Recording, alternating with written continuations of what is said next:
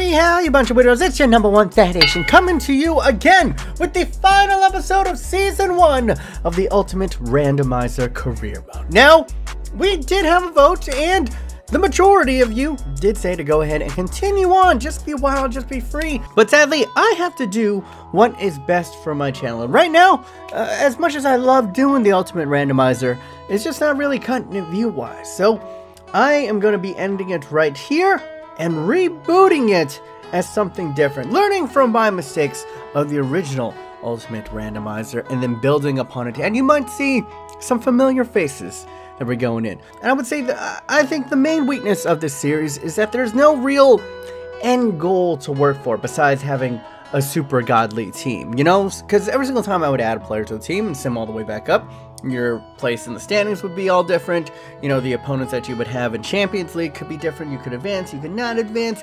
So my rebooted series, I'm going to call it the 1 Season Randomizer Challenge. And I'm going to have 5 episodes. Yes, just a mere 5 episodes to go ahead, play various games, and we're going to accrue players the same way that we did in the Ultimate Randomizer. By going ahead, you know, either we win a game, we get a pack, you know, and we can get bonus packs for doing various bonus things.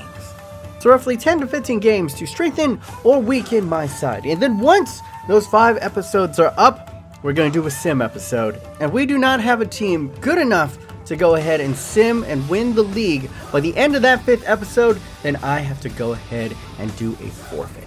If you guys are familiar with the FIFA 17 experiments, you know, stuff like getting an egg dropped on your head from a 2-story balcony, snorting wasabi, that was really fun, it really was, or like kimchi shot or that type of stuff. But if I go ahead and I win the league, not only does nothing terrible happen to me, which is generally a good thing for in my opinion, but it will help us in the next series, because we're going to be bouncing around from league to league and team to team. Now, if we go ahead and we win the league at the end of the season, I'll go ahead and be able to prestige 3 players from my current roster to carry over. As well, additionally, we get to open up 3 Team of the Year packs off of the Futbin Pack Simulator to go ahead and find our starter Pokemon. But if I fall a little bit short of that and I still get top 4, I'll be able to carry over 1 player, prestige that into the next series, as well as open up 2 Team of the Year packs. And if I do not make top 4, I get to carry over 0. None of my players get to be prestiged, and I only get to open up 1 Team of the Season pack to find my starter Pokemon. Also, failing to reach the top 4 means my forfeit is going to be on another level. They're going to be more severe.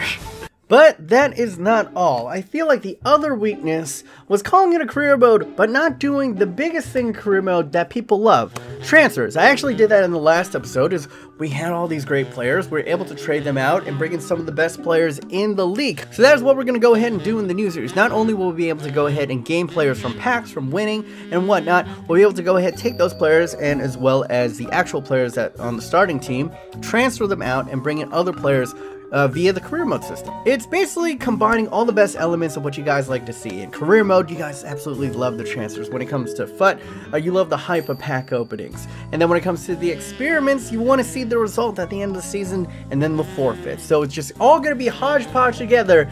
We have already done all these things throughout the series. Now all that is left is to sim to the end of the season and see how we will start off our reboot.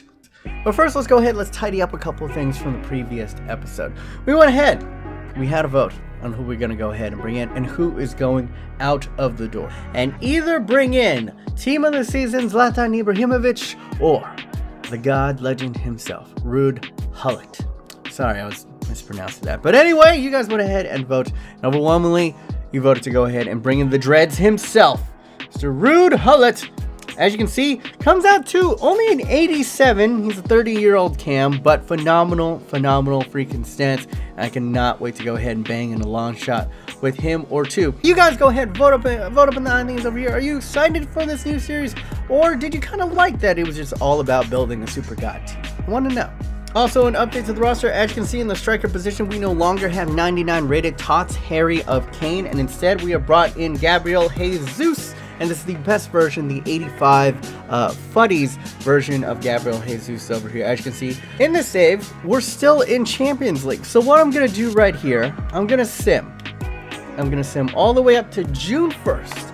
And we are in the Champions League final, I'll go ahead and play out that game, and there'll be an additional reward if we can go ahead and win that as we prestige into our new series. Let's sim it up to June 1st, and all these things apply. If we win the league, nothing bad will happen to me. We have to go ahead and prestige 3 players over to our next series, and we get 3 Team of the Year packs to go ahead and open up. But if we do not accomplish that, then I have to go ahead and spin a wheel of weeping, I guess is what we should call it, because consequences, the forfeits on that aren't going to be all too fun. And if we don't even make top 4, I don't even want to think about the forfeits that are on that freaking wheel. But go ahead, leave comments down below. What forfeits should we be adding to the wheel? You know, they can be as outrageous as you want, but just go ahead and tier them up. But now it is up to the simming gods. And for all you guys who like my FIFA 17 experiments, you'll get this reference. Take it away, Joey Wheeler.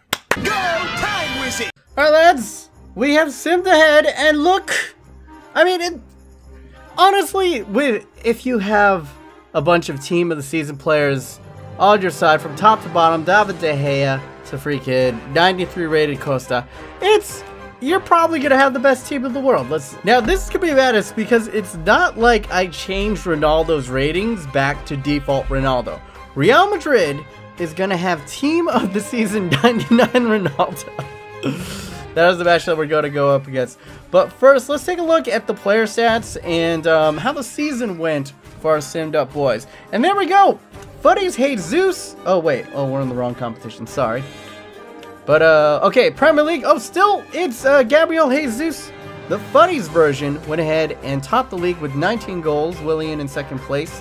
Let's see. 99 Harry Kane came in with 17 goals. And then got anyone else in the Huddy boys? Oh yeah, Hugman's son Sonaldo came in at 12.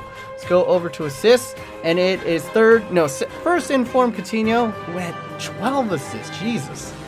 And I don't think there's anyone from Huddersfield. Jesus had 6 all the way down there, and David De Gea had the most clean sheets in the league. Very nice, very nice. I feel like we probably won we should win the league. Like, our team is so good that we should win the league. It would kind of be upsetting if we didn't. Ooh! Okay, yeah, we inched it out. Barely. 1 point over Spurs and the 99 Team of the Season Harry Kane. But there you go. We had 1 less loss. That was it. Our goal differential was a little bit higher. Our defense was a little bit better. Alright, but we actually didn't score the most goals. Spurs actually scored the most goals, so tip of the hat to you, good sirs. But we did win the league, which means we get to go ahead and prestige 3 players from the side that we have currently at Huddersfield, as well as open up 3 Team of the Year packs to start out our new season. Let's go ahead and praise Zinidane's bald-ass head. Shiny, glorious head, that is. But we're going to go ahead and get into this match. And it's the same rules, man. It's Champions League rules, and it's a Champions League final. So this is what I'm going to do. We're going to put big stuff on the line. If I lose this match, it's going to be 3 spins on the Wheel of Death. If I win it, though, I get 3 spins on the Wheel of Champions. So, this is going to be interesting, man. Oh, and a devastating loss to start us out. We will not have the American legend, Alexi Lawless. He's critically injured. Who shall we replace him with? I think I'm going to go Rojo. He's a little bit more athletic to deal with the likes of, you know, Ronaldo and them. Line that we're using the top end. Hungmin Sun, aka Sonano, aka Kimchi the God, is going to be out on the left side. Diego Costa, our starter Pokemon, is up top alongside Sadio Mane. Ruud Gullit is going to make his debut and possibly his only appearance for us here at the Huddersfield. And then alongside him in the midfield, we have the likes of Conte, Naby Keita. I believe this one is man of the match. Naby Keita is his 3rd in form. Marquinhos, Rojo, Arier, and Sandro, all their base cards are going to be back there along with base David De Gea. Oh, here we go. Champions League final at the Allianz Arena. What a name, man. Just rolls off the tongue. Allianz Arena. Real Madrid, go ahead. Oh, they do have Cristiano Ronaldo. All right. All right. This is going to be fun. Benzema, Bale, Rodriguez, Casemiro, and Toni Kroos, Marcelo, Ramos, Varane, and Carvajal in the back. Keylor Navas in between the sticks. Ugh. This is what champions are made for. And we have a squad, man. Like, if you look at the stats, our squad arguably better than Real Madrid as it is right now, especially if Gareth Bale is just taking shit out. Tracking of the runs. Oh! I've never seen a goal like that. It must have taken a deflection. I was like, I'm just going to get close down, so why not have a pop? It's Sadio Mane has scored a screamer. What? I need to see the replay. I need replay. Please, por favor, señor, replay. See, papi. All right. It has to take a deflection. What? No. It's just a ridiculous goal. Does it take it? That is, Kaylor is just caught off guard. I'm trying to see here if it takes just the most. No, it's clean. Absolutely clean. And just Kaylor, there's just so much venom on this. That Kaylor, okay, well, that's what happened, is Kaylor dove. Kaylor, the ball is over here. The ball is over here, buddy. Well done, Sadio. And we're up 20 minutes in.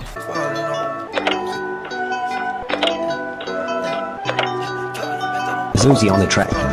Lovely! Hungman's son makes it 2. And it is easy breezy, beautiful cover girl. And that's the other thing about this series, man. It's just, once we got the God Squad, what was there actually left to accomplish? That's why I think 5 episodes. 5 episodes, I can make a team that can at least challenge for the league, depending on what squad we get. One of my recommendations, because I want Kimchi to God with me, man. I want him to be my new starter Pokemon. And he's so goddamn good. He's so goddamn good in FIFA 17. People are going to remember FIFA 17. Remember, man, Hungman's son. What a guy. Woo. Oh! And Rude Hullett has gone ahead and scored. It is 36 minutes. We have scored 3 goals in a little bit over 15 minutes. What the hell? Look at the passing. And from audacious angles, once again, Kaylor Navas is having a mar. An absolute mar of a... Yeah. Hullett is a boss at breaking up play in the midfield, man. He really does it all. Like, oftentimes I'll grab like a midfielder and then I'll forget that we picked him up. But Hullett, maybe it's the dreads. I notice him, man. I feel his presence. It alarms me. It turns me tingly.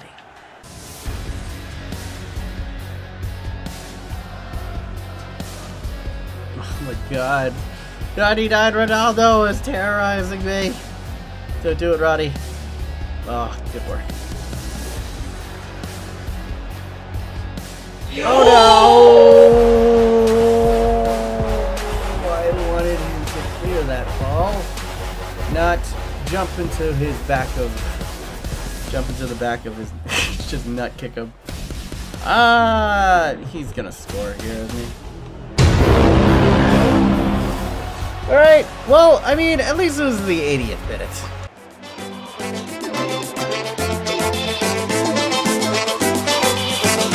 Woo! Woo! Woo! What a pass and what a run from Brood. I know it's only been 1 game, but we might have to bring him. We might have to bring the Rude boy. And man, that was good work from Gabriel Jesus as well. Just perfectly timed run. And then the pass to thread it through. This is one of the best defenses in the world, by the way. Get it right behind Marcelo. And remember, he's been running the whole game. Still has enough pace to outrace Marcelo. And then beat Kaylor is nothing really. I mean, he was going to score. But it is a momentous moment for the Huddersfield fans in the audience. I know there's probably 10 of you guys. Look at this side. Conte, Kimchi the God, all coming together, defeating their old nemesis, well, their old friend, their old teammate, 99 Ronaldo, who was a handful to get. We had to swarm him a couple times to get the ball off. Wait, what? I thought Diego Costa was gonna go ahead and he was wearing the captain's armband, but all right. Rude boy lives up to his name and goes ahead and lasts it up. Champions League, baby, which means we get 3 spins on the Champions League. All right, so here we go. 3 spins on the Wheel of Champions. First one up. So stay. No. Oh! Steal a card of our choice. From the other team we just beat. Well, I mean, you can do that. I can just get 99 Ronaldo right back. So that's right off of the bat. Hard to beat that, but honestly, I didn't really like 99 Ronaldo. Futbin, player times 2. Okay, so 2 Team of the Year Futbins, and we can take any player from those 2. Let's throw it in here. Now what am I do? And the last one, SBC of my choice, promo Golo. That one's lame. That's just, I opened some promo packs. So out of the 2, the smart man here goes ahead and just steals 99 Ronaldo from the other team. But this is what I say to myself. Let's play that out. Okay, we get 99 Ronaldo, and then we prestige him into the next game. What's the point? We already got the best card in the game. It kind of kills the series. So I'm not going to do that. Golo promo, I'm not going to waste any more real world money. So what we're going to do, we're just going to take 2 Team of the Year packs right here on Futbin. See how it goes. That's 30 rare players, double chance of Team of the Year. Let's go ahead, rub on my nips as you guys go ahead and rub your nips. And let's go, let's just open up the first pack, see what we get. Feeling good. There was a little bit of delay there, even though I doubt that that actually does anything. Ooh, okay, Isco Disco, 84 rated. Not the best pull in the world. See if there's anyone else in here that's kind of usable. Not really. Let's just hop into the next one. Boom. Next one. Give me something a little bit spicier right here. Give me something a little bit spicier. Ooh. I mean, we already have De Gea, but Courtois, Thibaut Courtois over here is pretty damn spicy. Well, I mean, like, yeah, out of these bunches, we'll take Courtois. But this is it, guys. We've completed our first season with Huddersfield, and now I need you guys to go ahead, vote up in the thingies right here on which league we would like to go ahead and conquer next. But here's the big thing. We're getting the squad report right here. I'm gonna go over the 3 players that we are gonna prestige. And instead of just having an overall vote of all the players, what I think is I'm going to take a player from each portion of the field. So I'm going to take 1 defensive player, 1 midfield player, and 1 attacking player. So your choices in defense. You can go ahead and grab ourselves a David De Gea. He's been fantastic, arguably the best keeper in the game. Second choice, the American legend himself, Alexi Loves. He was the reason why I even started his ultimate randomizer over here, and he was mediocre the like twice that I was able to play with him. But it'll be funny. It'll be funny to have him on the team. Third on the list, probably our best on the field defender, and I love him because he can also do a little bit going forward. Alexandro, fantastic, the best left back in the game, bar none. And the last one, I'm gonna cheat a little because he's not really a defensive player, but N'Golo Kanté is the best defensive midfielder that you can get in FUT or in FIFA.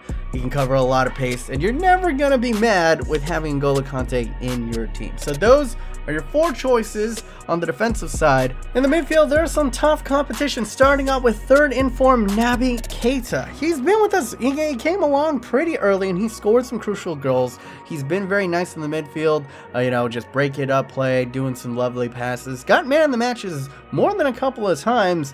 We just grabbed ourselves a Paul Pogba. Barely played with them, but anyone who's played Career Mode this year or FUT, he's one of the best midfield, all-round midfielders that you can get in the game, so I thought I'd throw him on this list. Next up, my personal vote getter, Ruud Gullit, in that last match, showed me things from a midfielder that I did not think was possible. You know, and this is the whole point, is we're working toward these legends and such, but he might be a little bit too OP to go ahead and bring into our next squad. And last but not least, CDM Leander Dendoncker coming out to a 95. As we said, there's 1, 2, 3, 4, 5, 6 stats that are applicable to him that are not dark green. So statistically, he's actually the no-brainer choice. But vote with your heart. You know, those are your 4 choices. Vote up in the odd things for them. And then lastly, and the most sexily, it's probably not a word, but we're going to go ahead and vote for our attacking players. Let's go ahead and talk Gabriel Jesus. We only had him for a split second in this game, but I played with him before. I know the magical things that he can do. He is outrageous at the striker position. Next up, though, as much as I'd like to talk about Gabriel Jesus, Heung-min Son, aka Kimchi the God, vote for him, please. He loves kimchi. I love kimchi. It would be destiny. All I have to say. Fan favorite from the beginning, our starter Pokemon. We'd bring him on as our personal mascot. Although we kind of faded a little bit toward the end of the series, maybe you guys have a little sentimental value with him. And last but not least, the man who scored a scorcher in the match.